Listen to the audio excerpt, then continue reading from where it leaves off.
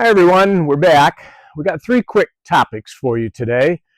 Some of you have asked about how the Stearman started up after all that work I did on the ignition system, and many of you said, hey, we like to hear radial engine noise.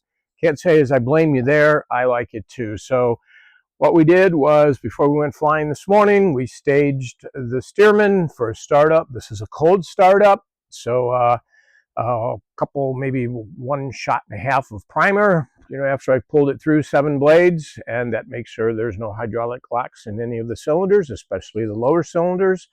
And you'll see it lights right off and it sounds pretty good. So we'll let you enjoy that for a little bit. Clear.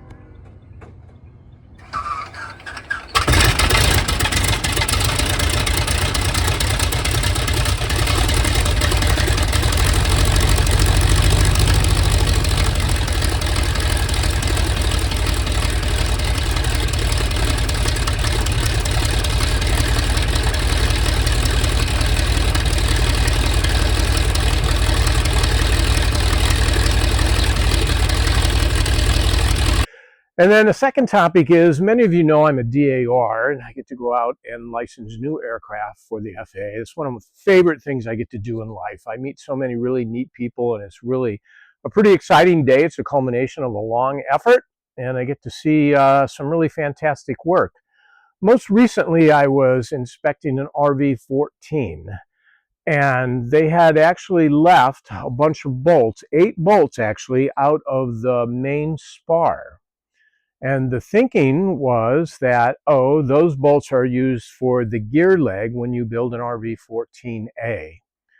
I was pretty adamant, I don't think we leave bolts out of the spars. So we together dragged out the plans, and sure enough, those 8 bolts, somewhat easy to overlook, but they do belong in the spar.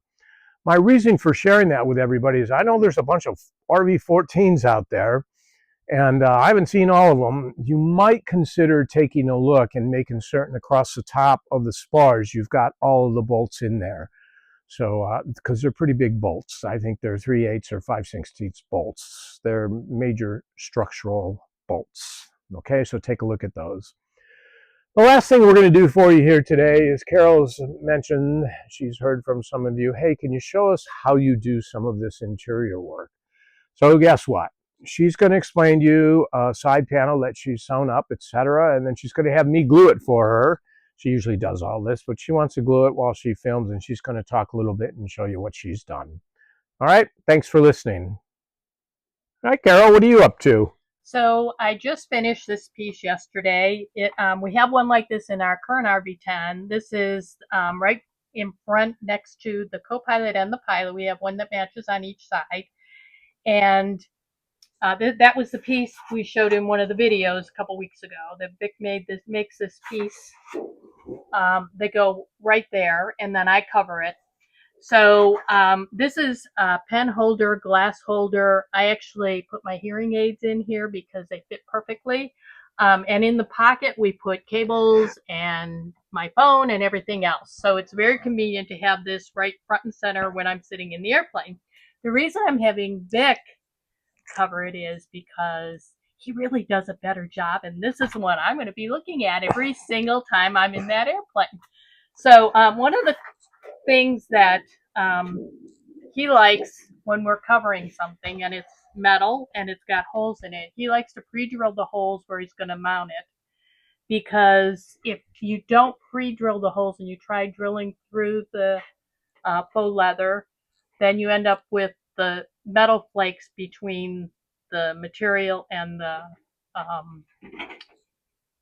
metal. So what we do, so he knows where those holes are, is it's going to wrap around to right about here. So we mark where all the holes are going to be when we before we cover the panel. Yep, makes me much easier to see where I got to poke the hole through to put a screw in it. So, all right, here we go. She's at the table now. Let's see if I can spray this thing properly. All right, I don't know about me doing a better job. This is one of the first ones she's had me do. But anyway, here's what we're using, the 3M90 heavy-duty spray adhesive. It works really well. It's a contact adhesive, so we've got to spray both sides. So we're going to spray the metal side, And I'm going to flip over her new piece here so I don't inadvertently spray the wrong side. So basically just nice coats, okay?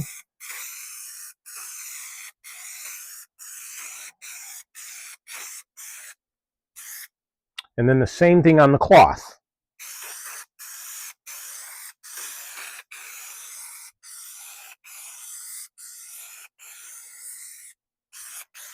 Okay?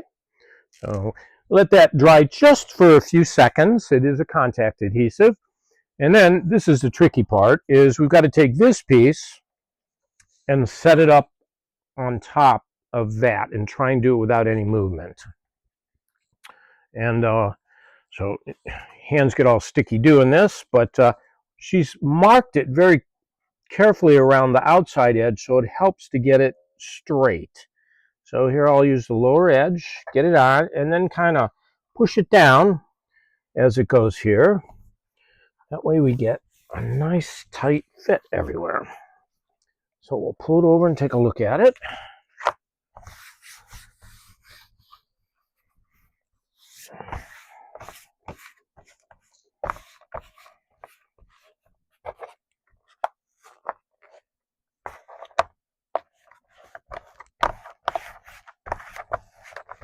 And the boss has to approve of it. What do you think? Looks good. Looks good? Yeah. All right, so now what we're going to do is flip it to the back side again. And the thing you want to be careful of is to not lay this back down on any of the cardboard that you might have gotten glue on. So flip the cardboard over. Okay, and now what we've got to do with some scissors is clean up the corners a little bit. So we'll do this. Just cut the corners a little bit. Notice I don't come completely to the corner because we want it to wrap around. We want it to hide there. So we're going to do the same thing here.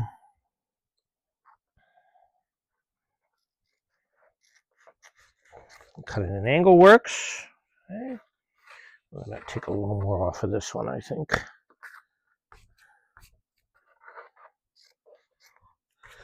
And then it always gets tricky going on some inside corners. I end up making multiple cuts on those.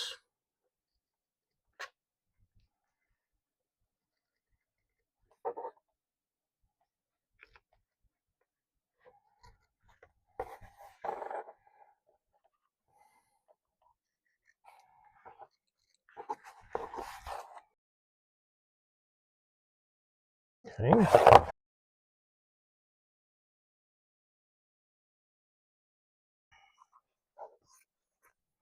Let's come down to this corner. And then it may not necessarily be perfect here till we actually glue it. And we might have to do a little more work on the fabric. The important thing is here to not have like that. So we're going to end up cutting some more of this where it wants to do that.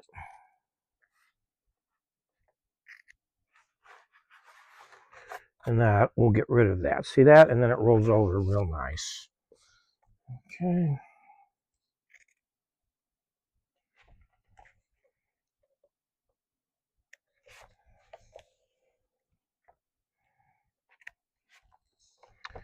All right, and here I'm going to figure out what to do once we start gluing. So now we take the glue again and go just along the edge.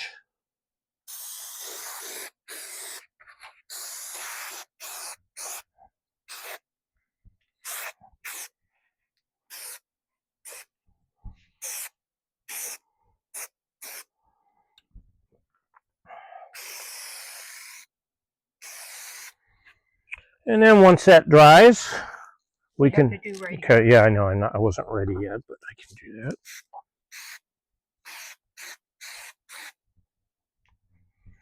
And we're going to come back around here. So we'll get this underside. That's fine. Okay. And we just kind of let it get tacky. And then you start to roll it over. Now I can see some places here I've not gone far enough. So always keep a pen handy. And straighten these out a little bit, just lengthen them so I can see where I need to cut. Need to poke the holes rather. So here we go. Now we're just going to pull tight and lay it over and push it down.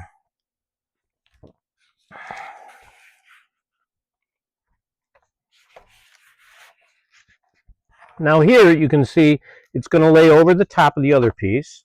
So I'm just going to cut a little more off there. There we go. Okay, that lays down real nice now.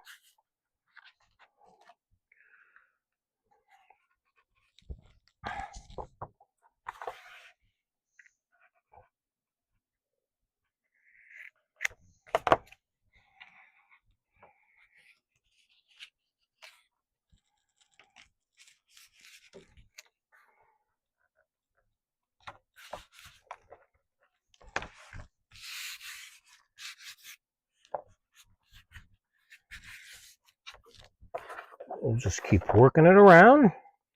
Again, here you can see it wants to overlap, so we're just going to cut a little more off there.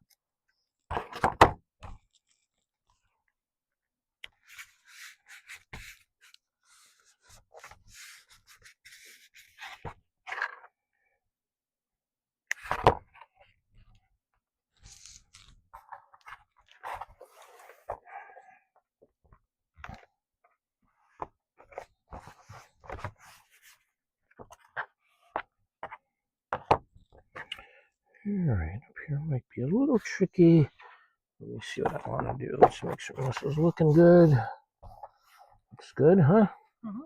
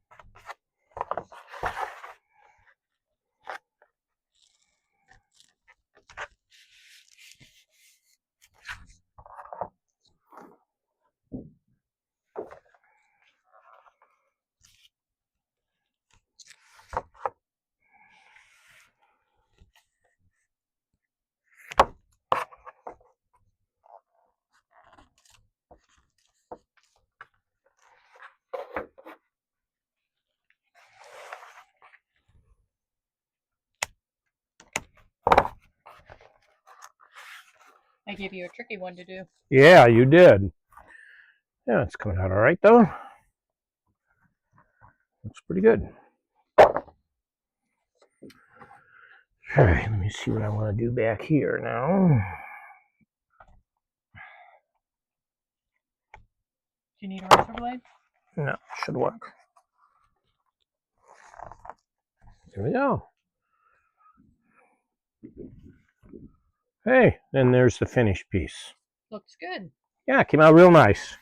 So I have added to our website a link for interior RV-10 interior. I will put on the comments underneath. And I actually took pictures when I was sewing this piece, so you can see how I did it. Very good.